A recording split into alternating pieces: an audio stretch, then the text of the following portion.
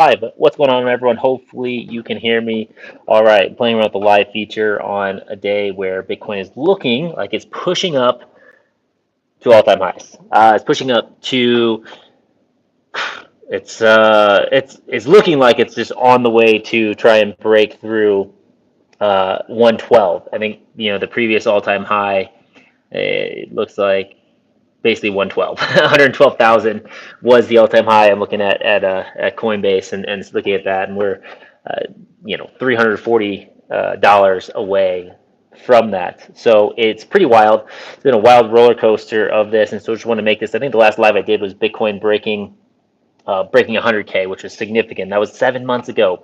So I need to do more lives and more stuff, more videos. But the significance here for you, if you're in the space, is one is Bitcoin is not dead, even though everyone likes to say Bitcoin is dead. It's not, and it's still moving up. What's up, Kevin? Appreciate you hopping on.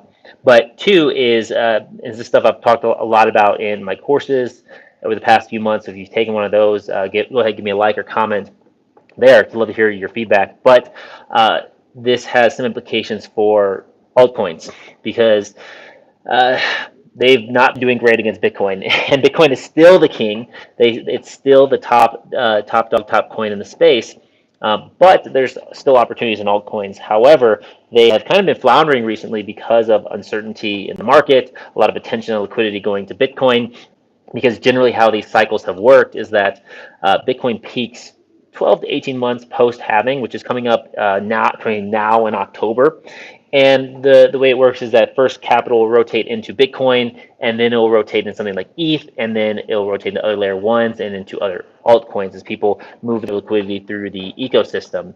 Well, the altcoin play has been totally different this time, with just a lot of the institutional demand coming in for Bitcoin, and there being a lot of investment vehicles for that. Of course, this isn't financial advice, but investment vehicles for that, for things like the Bitcoin ETF, stocks like MicroStrategy, MSTY. A lot of that stuff, I think, has absorbed a lot of the speculative capital, and it's also kept a lot of the money that would be in the Bitcoin in the ecosystem, the crypto ecosystem, kind of outside of it in TradFi, right, versus being in the crypto ecosystem like it was before. So that has changed the dynamic, but I have seen a lot of rumors, a lot of talk about BlackRock and institutions buying up a lot of ETH. ETH has definitely underperformed, and it is due for a leg up. And when that happens, you're gonna have a lot more people come in.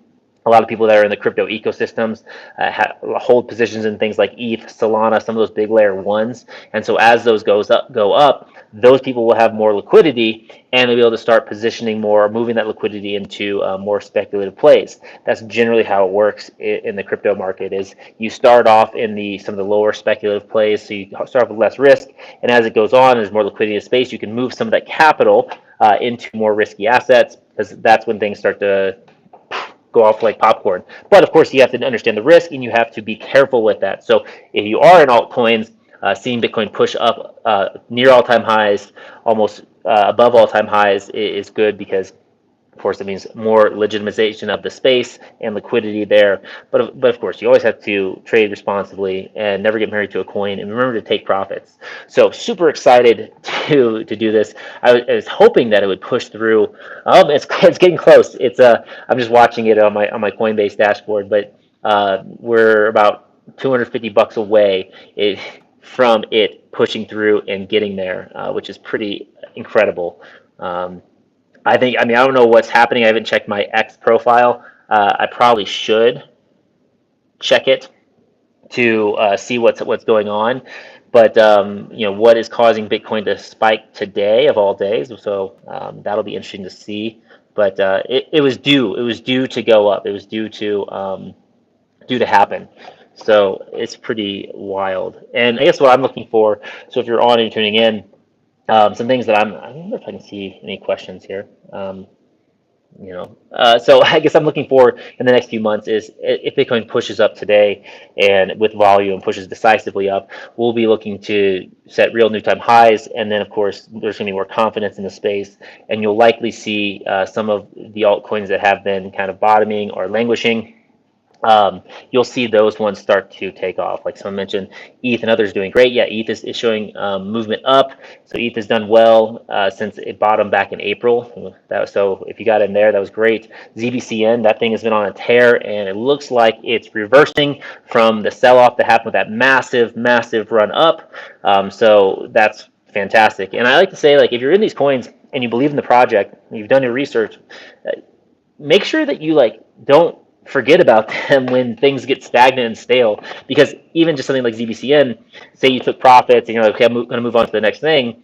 If it still is a community, it still has a lot of potential with partnerships and things like that. So even though some of it's sold off because it went up massively, which is expected, if you would have bought it off the lows and paid attention, you'd be up 50% in just a couple days. So there's still tremendous opportunity. I think too many people want to get excited and move to the next coin versus playing one coin. And the more you learn how this flows and learn how these coins go up and down within a cycle, the better at you can get at playing that. I just got a notification from CoinMarketCap. Bitcoin's approaching 112. So that is really neat there. Let me just see here.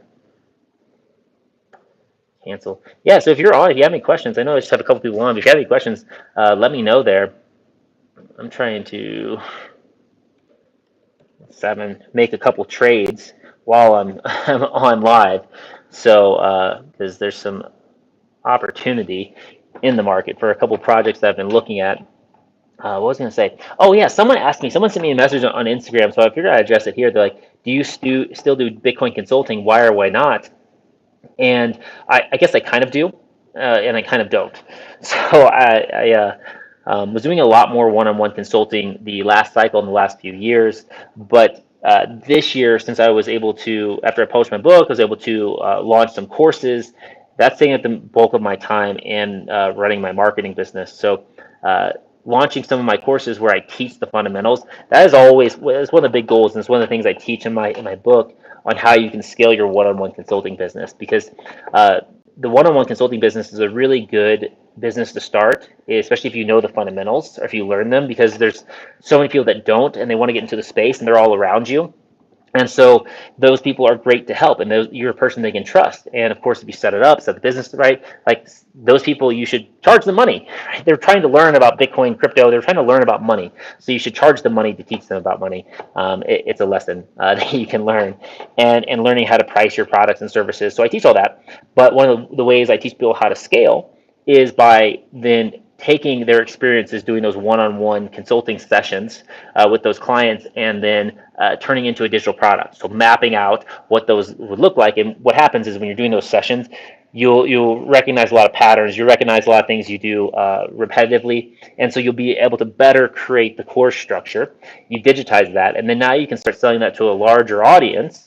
For someone who just wants to learn, you're like, hey, I have a course on this, it's $100, $200, whatever you want to charge, and you have them go through the course, and then from there, right, you can say, hey, look, if you still want one-on-one help or you want more advanced help, then you can charge more for that and help them with the more advanced topics and things like that. And you can start building up your experience and expertise. And one of the beautiful things about something like Bitcoin consulting is if you learn the fundamentals, like, you can go and help anyone, because everyone from just kids in high school looking to make some extra money to like billionaires need to learn about Bitcoin in today's day and age. That's something I believe. So I did that progression, and so I don't do one-on-one anymore. Just timing wise, I just don't have the time. And a lot of people that want just the basics, I have that covered in my course. More advanced stuff, especially when it comes to Bitcoin, there are options and opportunities.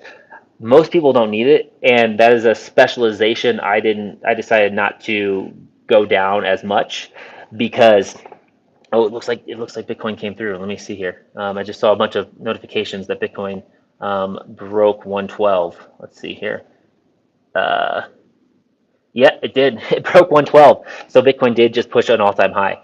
But it was just a specialization that I chose not to go down, because it's just fewer clients there, but you can charge more. But then also, like, I have my marketing business, and so that's actually what got me into the Bitcoin space, and that's something I've specialized in a lot more, just helping build out offers, funnels, traffic, campaigns. I really enjoy that, as well as Bitcoin, and so I've shifted more of my focus from doing more complicated Bitcoin stuff to my marketing business and that area, which I'm perfectly happy with. But the Bitcoin part is still a component of it, which is still what I'm talking about today.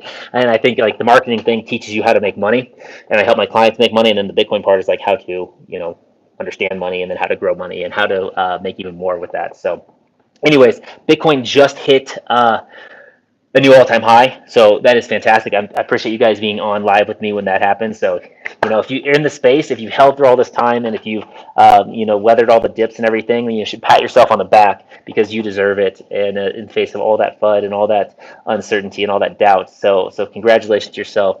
Always be smart with this stuff, and be strategic with it, and do your own research again. And then just the final thing is if you're watching this, is because I'll never DM you or send you messages. So anyone who does that, they're fake scammers. They'll spin up accounts and comments and all that kind of stuff to look like my profile. So don't ever give in to those people. Keep your head on a swivel. If you don't have the Bitcoin 101 course, I'll try to link it below when I figure out how to do the descriptions for these lives. But definitely get that and go through the scams part so you understand those better, so you can be aware, because when things are hitting all-time highs, that's when the scammers come out to prey on people. So I don't want that to happen. But congratulations, Bitcoin 112, new all-time high. That's it for today. I'll catch you in the next one. Peace.